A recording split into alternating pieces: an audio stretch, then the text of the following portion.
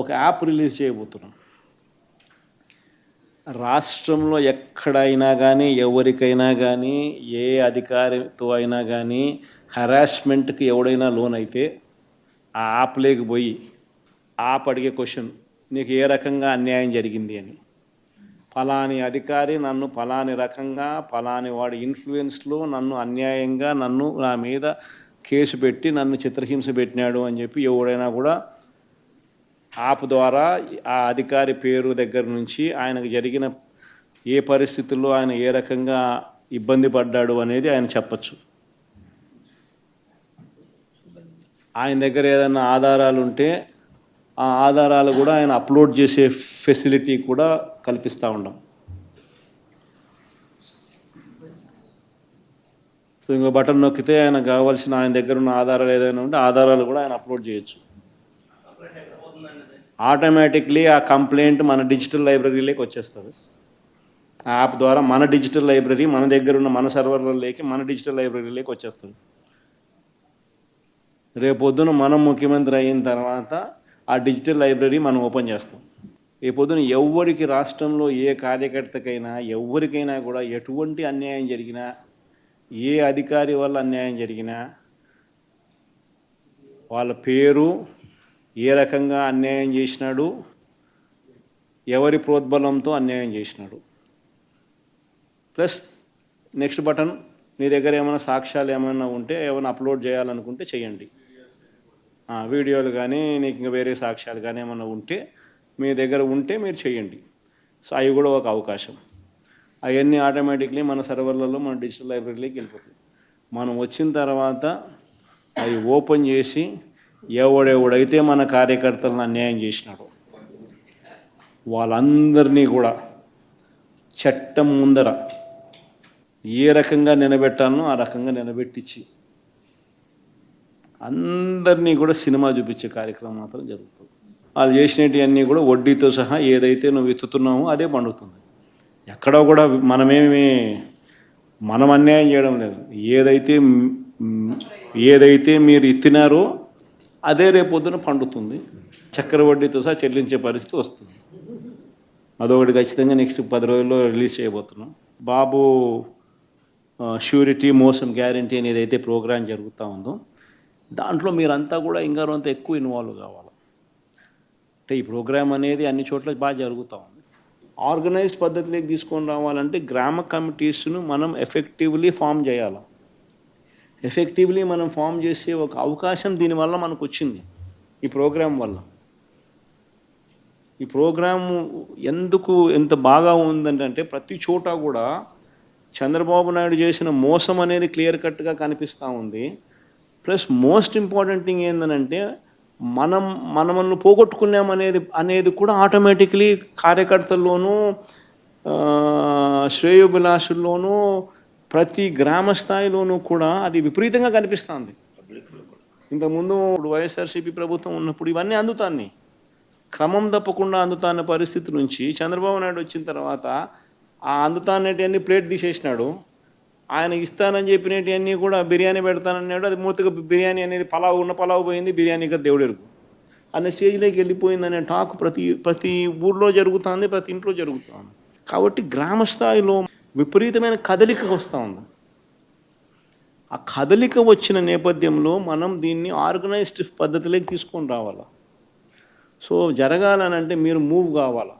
Organisation ఇంకా రాబోయే రోజుల్లో అగ్రెసివ్గా ఇక యాక్టివిటీస్లోకి ఇన్వాల్వ్ కావాల్సి వస్తుంది. సో ఆర్గనైజేషన్ యాక్టివిటీస్లోకి ఇన్వాల్వ్ అయ్యే పరిస్థితి వచ్చే టయానికల్లా గ్రామ కమిటీస్ను పూర్తిగా 100% ఎఫిషియెంట్గా ఫామ్ చేయండి. చెల్లి గవ్వ ఖర్చు పెట్టిన వాళ్ళు ఎవరైనా వస్తామంటే వాళ్ళు విమర్శించే అర్హత ఉందండి? అది నీతిమాలిన చర్య కదా. ఒక్క పైసా మీరు ఖర్చు పెడుతున్న దోచుకోవడం తప్ప ఖర్చు పెట్టడం లేదు. రాష్ట్ర ఆదాయాన్ని, రాష్ట్ర వనరుల్ని కొల్లగొట్టే మీరు ఎవడో వచ్చి స్వచ్ఛందంగా పనిచేస్తా అంటే వాడిని విమర్శించడం ఏంటండి? బుద్ధి ఉందా మీకు? ఇది కూడా రాజకీయం అండి. ఇలాంటి రాజకీయాలు చేసే వాళ్ళతో మనం రాజకీయం చేయాలంటున్నా. మిమ్మల్ని అడుగుతున్నా, ఈరోజు నేనేం చెప్పాను? P3 public private partnership. ఈరోజు దీనివల్ల ఈ రోడ్లు వచ్చాయి, ఎయిర్పోర్ట్లు వచ్చాయి, పోర్ట్లు వచ్చాయి, కాలేజీలు వచ్చాయి, అనేక వస్తువులు వచ్చాయి. ప్రజలు కూడా బాగుపడ్డారు. అదే సమయంలో కొంతమంది కోట్ల రూపాయలు వచ్చాయి. ఆర్థిక అసమానతలు పెరిగిపోతున్నాయి.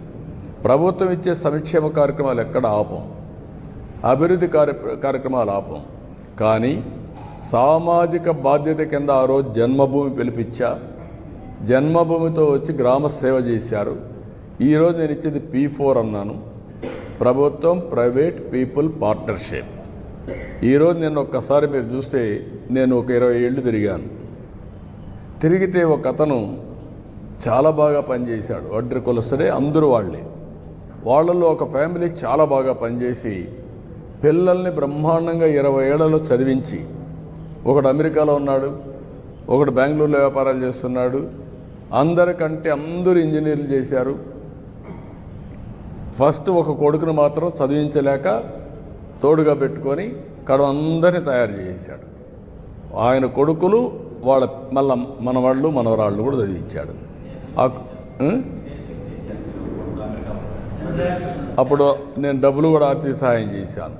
ఆ రోజు చేసిన సహాయంతో వాడు అమెరికాకు పోయి మంచి ఉద్యోగం వచ్చి మళ్ళా డబ్బులు పంపించి ఇంటికి ఈరోజు బ్రహ్మాండమైన బిల్డింగ్ కట్టుకున్నాడు.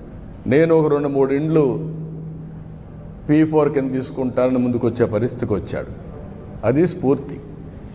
నేనే మింగతాను, పేదవాళ్ళు ఇట్లనే ఉండాలి, వాళ్ళు ఇట్లనే ఉంటే నాకు సంతోషం అనేది కాదు.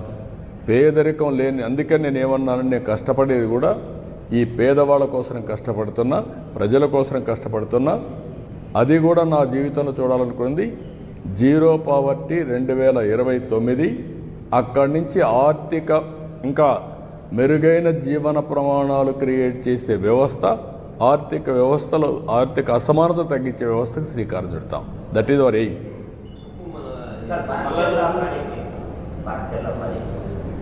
ఓకే, మా బనకచెర్ల ఎవ్వరికి నష్టం లేదు.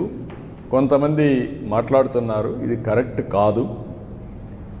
తెలంగాణలో కొన్ని ప్రాజెక్టులు నేను సమైక్య ఆంధ్రప్రదేశ్లోనే దేవాదులు నేనే పునాదులు వేశాను. ఆ రోజు లిఫ్ట్ ఇరిగేషన్ పెట్టాను. శ్రీశైలం SLBC, ఇప్పుడు మాధవరెడ్డి కెనాల్. అది చూసిన తర్వాత ఆ రోజు నేను దేవాదుల ప్రాజెక్టు కూడా లిఫ్ట్ ఇరిగేషన్ సాధ్యమని గోదావరి పైన ఆ లిఫ్ట్ ఇరిగేషన్ పెట్టాం. అదే సమయంలో ఇక్కడికి వచ్చిన తర్వాత ఆంధ్రాలో పుష్కర, తాటిపూడి 2 లిఫ్ట్ ఇరిగేషన్లు తీసుకొచ్చాను.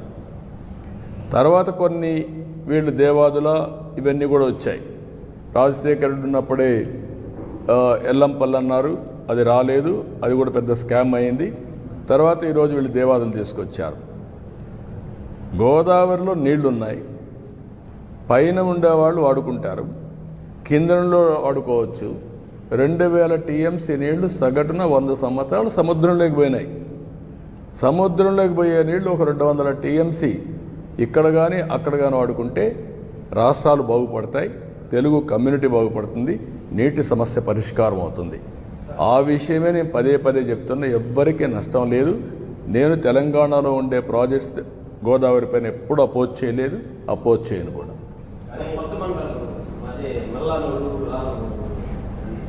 రెండు వస్తాయి, తొందరలో వస్తాయి. పోదాం, టైం అవుతుంది, పోదాం బండి.